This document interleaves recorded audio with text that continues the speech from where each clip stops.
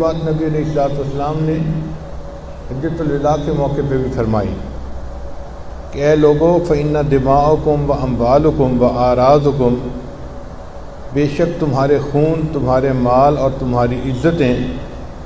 علیکم حرام کحرمت یومکم ھذا فی بلدکم ھذا فی شہرکم ھذا،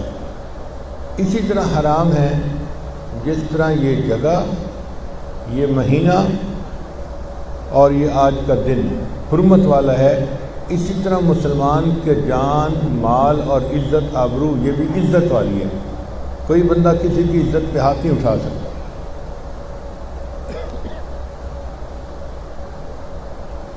چنانچہ ایک حدیث مبارکہ میں نبی علیہ السلام نے ارشاد فرمایا کہ جو مسلمان اپنے مسلمان بھائی کی طرف لوہے کی چیز کا اشارہ کرے،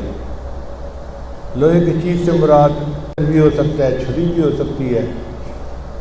ریوالور بھی ہو سکتا ہے، تیر بھی ہو سکتا ہے، نیزہ بھی ہو سکتا ہے، تلوار بھی ہو سکتی ہے، کوئی بھی لوہے کی چیز لے کر اپنے بھائی کی طرف اشارہ کرے، یعنی اسے مارنے کے لیے آگے بڑھے، تو نبی علیہ السلام نے فرمایا فلیس منا، ایسا بندہ ہم میں سے ہی نہیں ہے۔ یعنی نبی علیہ السلام نے گویا اسے